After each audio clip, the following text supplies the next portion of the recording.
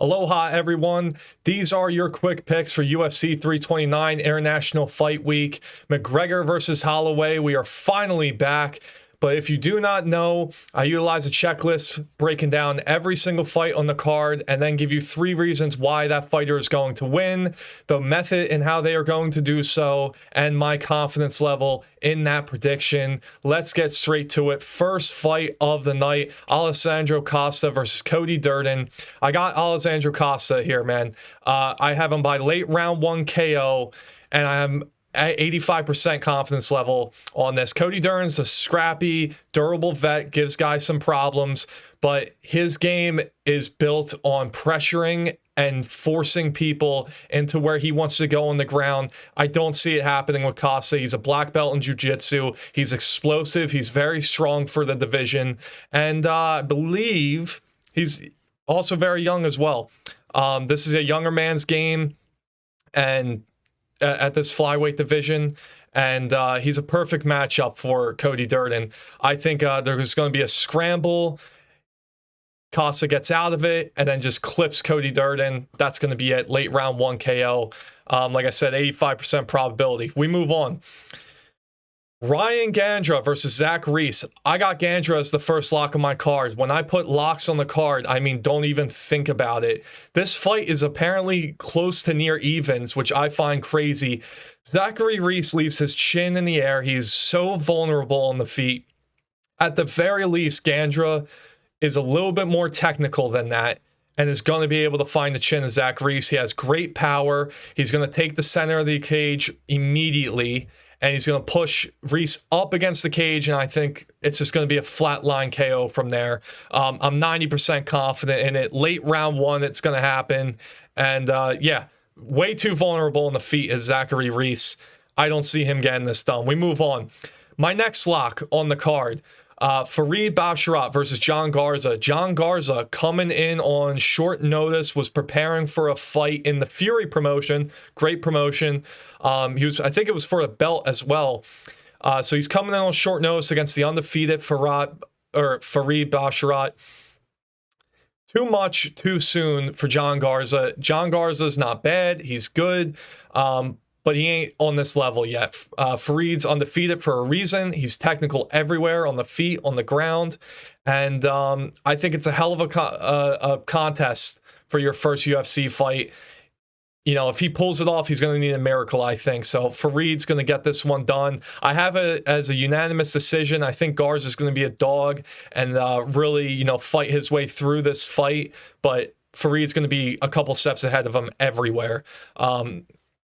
Yeah, so we'll see what happens. 90% confidence level. I just think it's going to be a whole nother level we see from Basharat. We move on. Damian Pinas versus Cesar Almeida. Cesar Almeida, great kickboxer. Same thing with Damian Pinas. This is going to be a standing fight. There's going to be absolutely no grappling in this. And I got Pinas on most of these head-to-head categories. Almeida's older. He's about 38 years old. Pinas is about 14 years younger, which is crazy if you think about it. And the only kind of, you know, blemish that you might see when you look at Pinas is the fact that he hasn't gone 2 rounds yet. You know, we don't know what his cardio looks like. I have a feeling it's pretty damn good. He's got 2 first-round finishes already out of his 2 fights. And I just think this is kind of another one that's kind of clear as day. Not a lock, because Almeida's a good counter striker. We saw what he did against Razak Halsan, where he almost got KO'd, and then Almeida clipped him and knocked him out cold. I just don't see that happening here. Pinas is very technical. Al Hassan is not. And Pinas is going to walk him down, man. He's going to walk him down. He's going to put a lot of volume on him, and all of his shots have power behind them. So I think he's more aggressive. He's going to control the octagon. 15 minutes is going to be a long time to not get caught by this dude. He looks very good. He almost has a Dutch style of kickboxing where he just constantly is putting strikes out there, and they're hard, heavy shots. I just see him getting it done. Youth, speed, agility, I think is going to play a factor here. And he's got a 5-inch reach advantage. So 75%, he might get caught on a counter. I don't see it, though. Pinas, early round 2 KO. We move on. My next lock on the card is a surprising one. Tracy Cortez versus Wang Cong. This fight's near even. I have no idea why. I know Wang Cong beat Shevchenko years ago in a kickboxing match.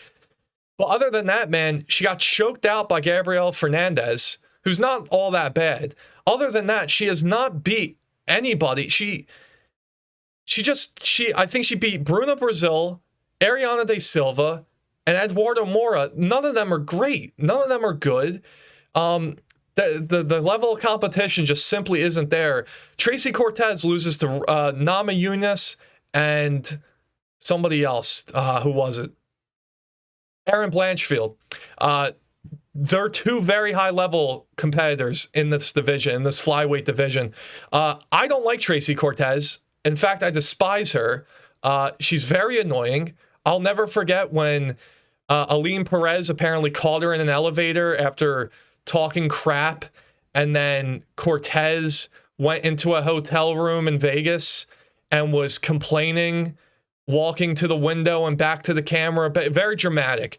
And she was speaking English, and then she was speaking Spanish. It was very odd. It was horrible. She's good looking relative to the rest of the UFC women's division, I guess. Other than that, I don't know what we're doing. I don't know what Shama Pereira was doing. Thank God he ended that quickly. But anyway, I digress. Cortez is going to get this done, man. She's well-rounded. She's going to get takedowns on Wang Cong.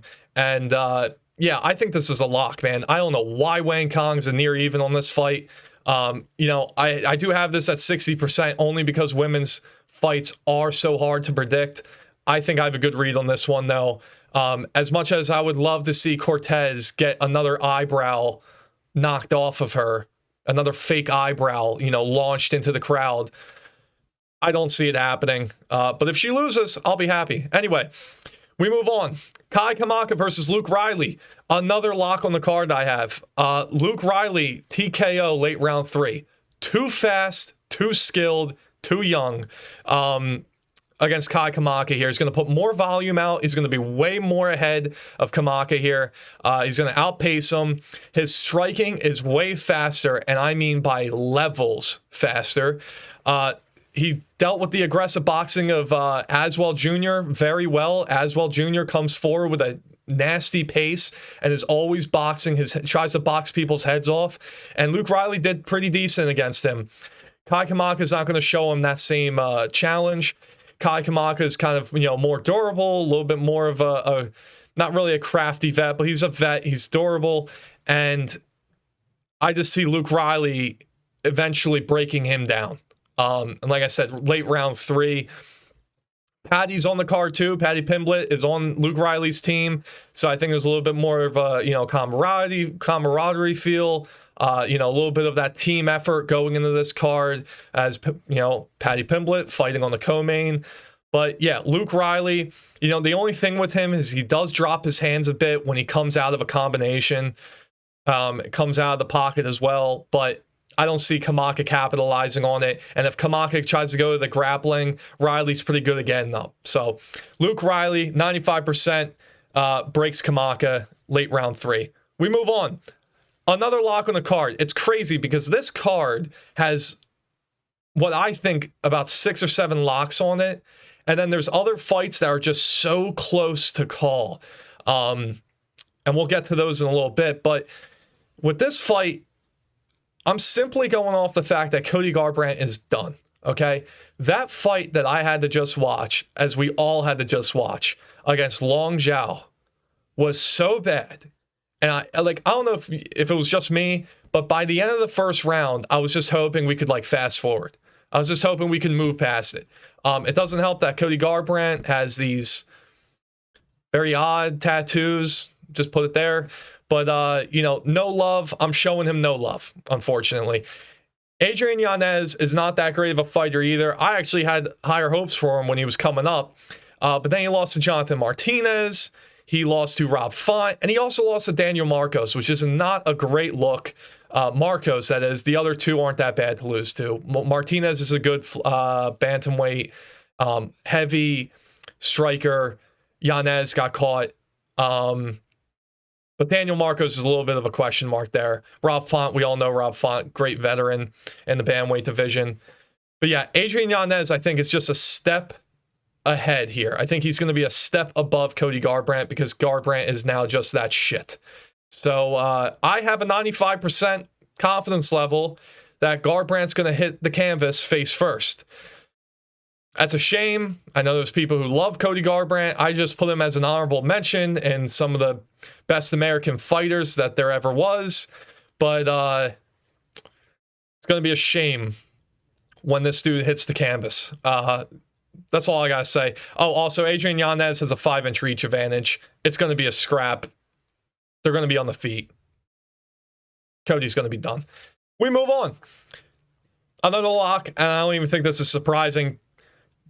Gable Stevenson, I think his name is Gable. Yeah, Gable. John Jones's protege here. Protege. Anyway, Stevenson versus Elijah Ellison. It's not going to be close. Really, don't think about this. I think I have, 100% mauling by Stevenson. UFC knows what they're doing. They see a superstar, and they want him to win badly. They want him to come into the heavyweight division and change it up. This dude probably has those qualities. We'll see how he does on the mic. We'll see how he does with the fans. Being around John Jones, I don't know how good of a thing that's going to be for your character, but we'll see. Stevenson's going to maul him. Incredible athlete, better everywhere. And like I said, UFC wants him to win. Don't even think about it. The next fight, light heavyweight. Robert Whittaker versus Nikita Krylov. I'm terrified. To be quite honest. I think Robert Whittaker is going to win this fight. I am terrified because I do see him at the same time walking into a shot of Nikita Krylov and just being put out cold. Whittaker apparently has all 6 kids with him in Las Vegas right now. Worries me even more. Whittaker has been durable, but he also can get finished. He got finished by DDP up against the cage. He got choked. Well, not even really choked out. He got his jaw cranked, and then his teeth all came dislodged by Khamzat Chimaev. And he's had bad dental history before or something. So that's why that happened. But still, not the greatest thing to have your jaw and teeth, vulnerable when you're a fighter. But other than that, he's pretty damn good. And he's, I think, going to he's just going to be way faster on the feet. He's way more technical than Nikita Krylov. Krylov leaves his chin up in the air. Way too much, by the way, at light heavyweight. And Krylov is really one of those people, man, where it's either he gets the finish or he gets finished. The matchup here is amazing. The styles make fights, and God, I really hope Whittaker wins this. I'm only at a 65% confidence level here that Whittaker finds the time to explode and hits Krylov on the chin and eventually gives a couple follow-up shots. TKO, Whittaker wins. I think the moment he decides to explode and do his karate blitzes, which he usually does, he's very fast and light on the feet. I don't see that being an issue here at 205 either, because he's moving up from heavyweight. I think the chin might even be better, hopefully, because he's moving up to 205. And usually when fighters move up a weight class, it's much better for them, especially when you're as skilled as Robert Whittaker. But man, it's going to be a tough test. Krylov is a finisher everywhere. He has a 3-inch height, 4-inch reach advantage. The height advantage might play against him, though, because Whittaker is going to be throwing his shots up in the air. And like I said, Krylov's chin is always up in the air. So it might be easier for Whittaker to hit. But diverse kicking game from Krylov. I see Whittaker moving in and out, and Krylov realizes he's way too fast for him. And then gets caught. So I'm thinking late round 2 KO from Robert Whittaker here. I think the first round, they're kind of figuring each other out. And then, they're hitting each other with some shots here and there. Not much clinch work, not much grappling or anything. And then second round's kind of the same thing, but Whittaker just finds an opening.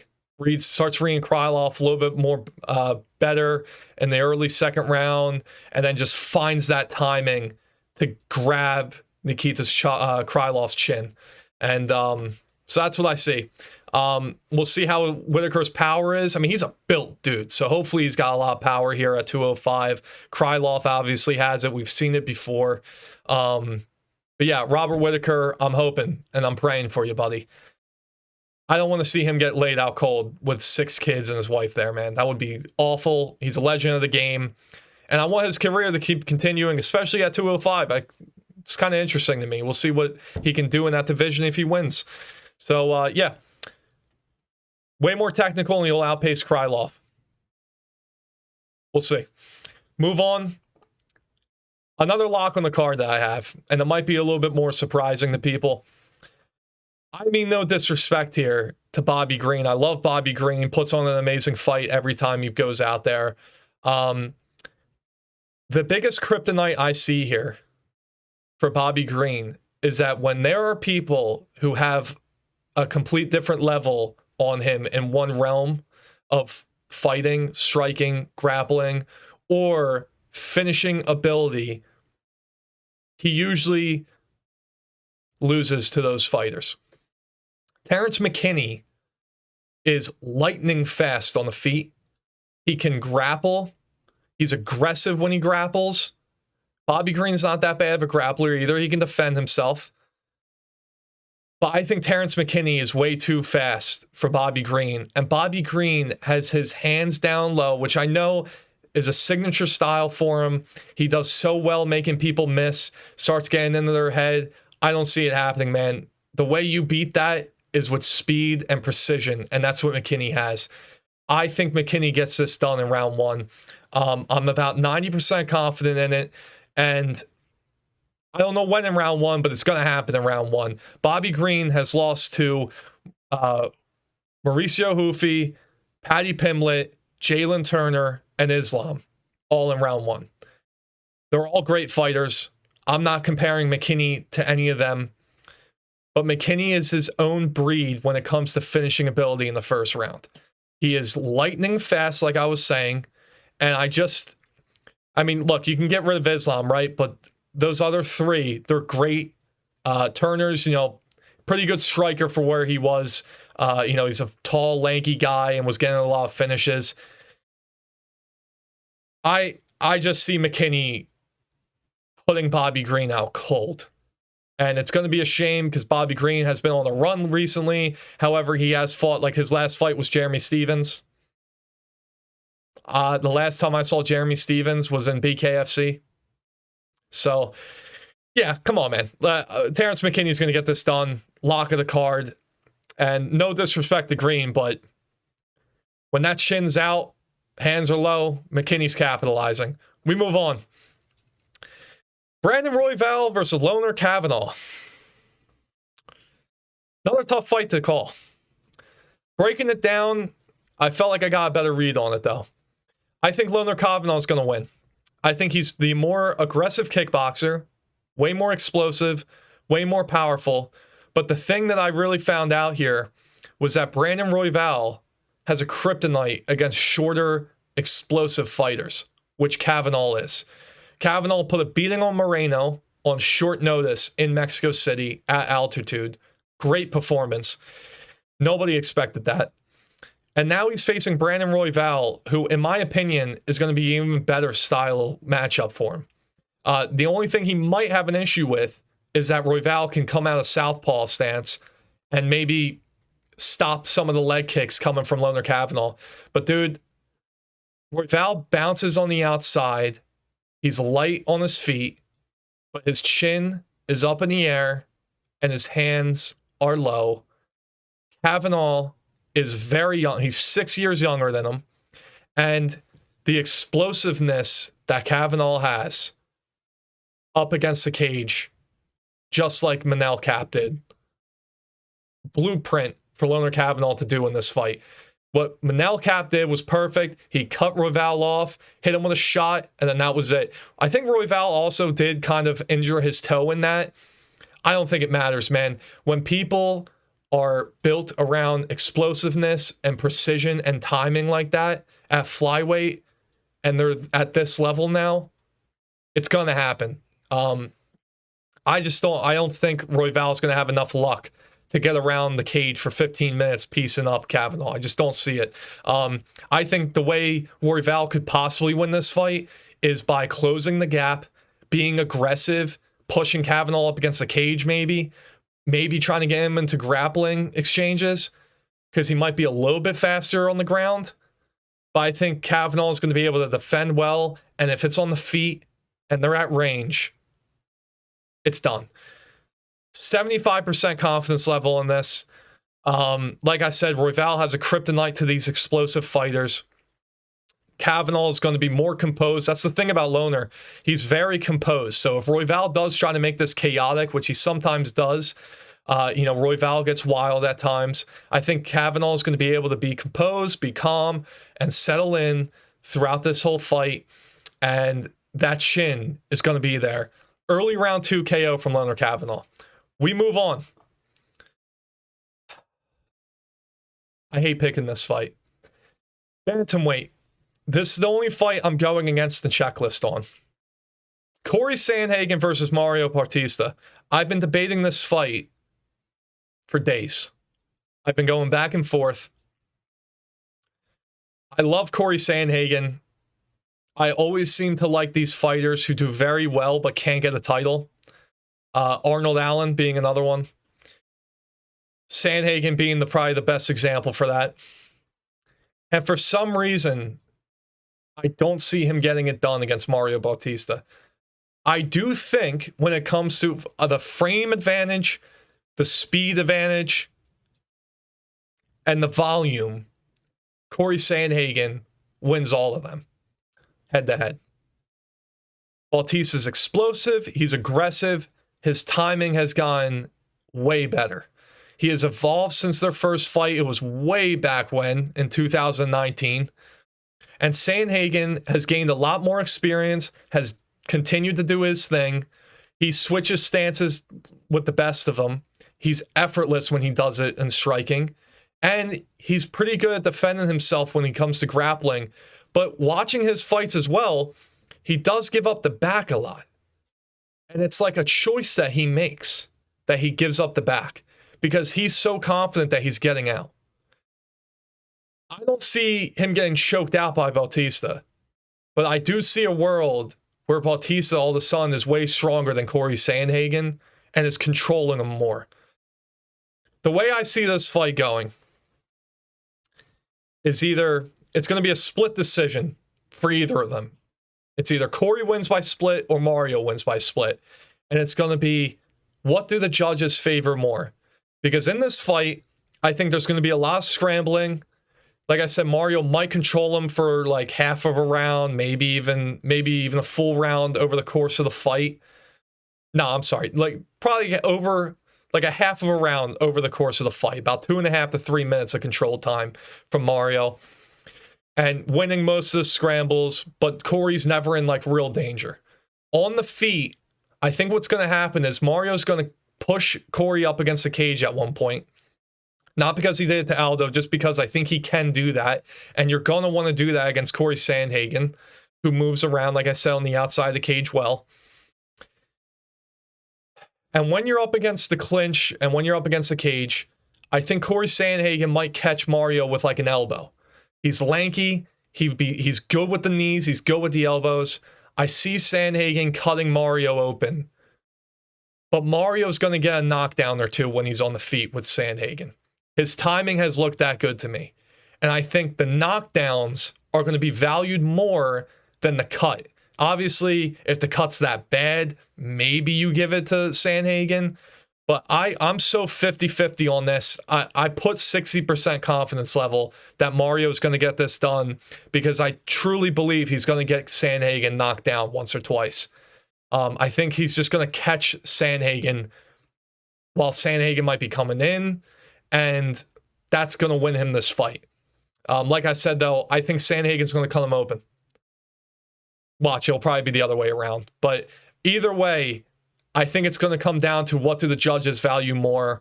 And I just see Mario, man. I just see it. I love Sandhagen. You know, I'm not going to be disappointed if he wins. But there's just something here where I feel like this might be where Sandhagen plateaus. And all of a sudden, these newer guys are kind of getting the edge on him. So we'll see. You know, both of them have great cardio. It's going to be an amazing fight. I'm so happy this is the featured fight on the card because this is really going to be a banger of a fight. We'll see what happens. Like I said, I think Bautista gets it done, man. But split decision either way. I don't see either of them getting finished. We move on. Lightweight co-main. Paddy the Baddy Pimblett versus BSD. The S stands for staff. I'm just kidding. He doesn't have staff. We hope. We think. He knows apparently, but there's speculation. Anyway, BSD versus Paddy Pimblett. This is one of the fights on the card that people were kind of going back and forth on. And I think since it's been announced, I've been very confident in Paddy Pimblett. The reason being is because I do not see BSD controlling this dude on top. BSD needs to be able to control his opponents on top. He needs to be able to be the dominant guy on top. That's not happening against Paddy Pimblett. He's a specialist in BJJ, and it's not, his grappling is way too good to be held down by Benoit Saint-Denis, man. Benoit is very good everywhere, but he does gas out, and if he doesn't get that dominant position, is he really going to be able to crack Paddy Pimblett? Pimblett takes so much damage. We saw it a little bit against Chandler, a little bit against Tony Ferguson even, and especially against Gaethje. If Pimblett's going to be in this fight for 15 minutes with BSD's not lasting, especially when there's going to be grappling heavy exchanges. And BSD has this tendency to leave his head out. He has this tendency to not be all that tight when he's in the grappling exchanges. And as soon as you leave an opening for Paddy Pimblett, it's over. Paddy Pimblett gets it done by a submission, and I have it late round one because I think the first round is going to be absolutely insane.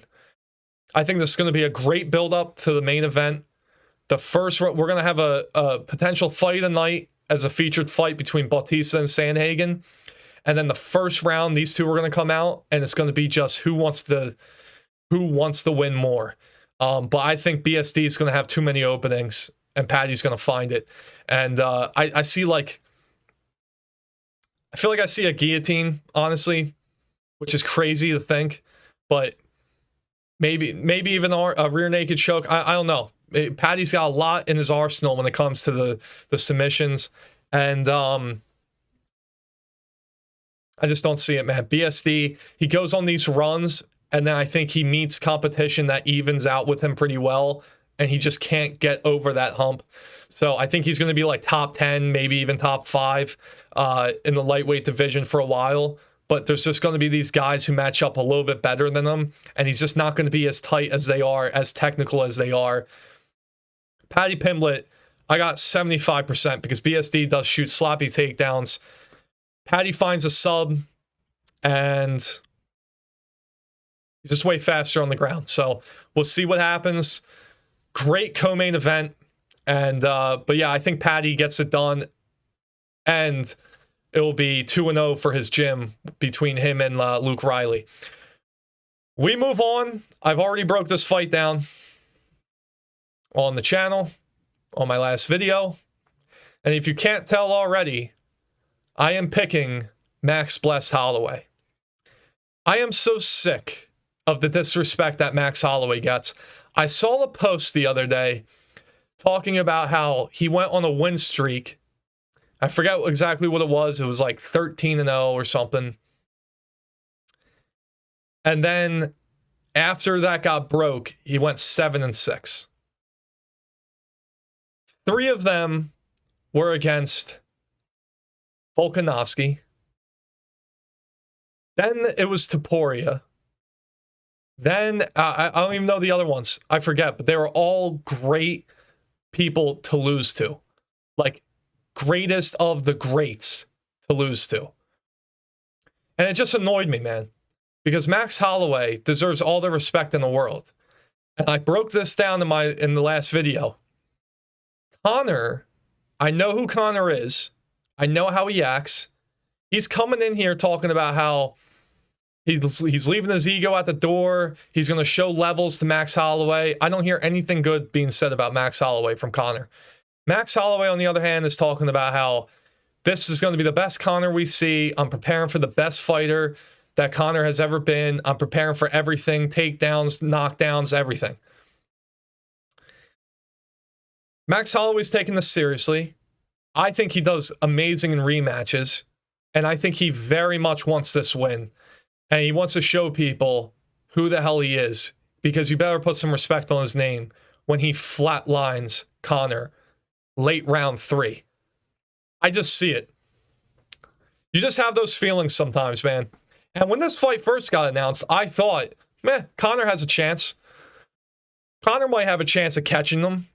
And then I thought more about it, and I said, oh, wait, Max Holloway's not Michael Chandler. I don't want to diss on Chandler too much in this video. I already did it enough in the last video. But 5 years off is one thing. Another 5 years, 5 years off and then facing Max Holloway, who's one of the fastest, crispest boxers in the UFC, maybe that we have ever seen as well, is a whole nother challenge. If McGregor really has left his ego at the door, he would realize how much trouble he is in, especially with a questionable gas tank, especially at 170, especially after 5 years off. Max Holloway's only going to be fresher. He's going to be healthier. This is going to be the best Holloway I think we've ever seen, to be quite honest. People are coming at him because he's, he clean shaven. He has no more goatee, and now he looks like he's dying. You boys, these fanboy casuals of Conor McGregor, will find any reason they can to believe that this dude's coming in and knocking Max Holloway out. I don't see it. I don't see it. Granted, I didn't see Justin Gaethje beating Ilia Topuria. I'll admit it. Completely different scenarios. Max Holloway's going to get it done. Outpaced, out-volumes, and eventually flatlines Conor in the late round 3. 80% confidence level on this. I do think, because I see this as well, Holloway gets caught by McGregor in the first round. And when I say caught, I mean like Max Holloway goes down on one leg and is immediately back up. It's like a back of the head shot, similar to how Dustin hit him, similar to how Gaethje hit him. Kind of like an equilibrium shot that's just kind of grazed the back of the ear. That's the only thing I see. And Max Holloway, there's no damage. There's no trouble that he was in. It was just like a little slip. And everybody's going to go crazy. Rogan's going to go crazy. Because, McGregor knocks it. Everybody's going to go nuts because they want to see it. But Max is going to be fine. And then he's going to keep piecing Conor up. I was saying this earlier. McGregor's going to come out wild in the first 10 seconds. He's going to try to own the cage, as he always says. He's going to try to make Max think that this is his cage. And then he's going to start throwing kicks with the leg that he broke. And eventually, Max Holloway's going to time it. And when he times it, it's not going to be 1 or 2 punches. It's going to be a 4-piece. He did it to Gaethje. He's going to do it to Conor. It might even be more than a 4-piece. And when he goes down, Max is going to be right there, and he's just going to keep piling on the pressure. That's what I see in this fight. I am rooting for Max Holloway. I have nothing against McGregor. You see people out there calling for, Holloway's gonna win because McGregor has all these accusations and court cases and this and that outside of the cage. Who cares? Who cares? I don't care about that. It means nothing to me in this fight. People just want to see McGregor lose as much as there are people who want to see him win. But Max Holloway, as a fight fan, as somebody who watches fights every single Saturday for way too long, Max Holloway's getting this done. I can't wait to see him at 170 against Conor. Can't wait. Max Holloway, late round 3 KO. International Fight Week is finally here. McGregor is back, and I can't wait. Max Holloway is here. We got a great card. I'm so excited. Let me know who you got. Like, comment, and subscribe. I will see you all soon. Until then, take it easy.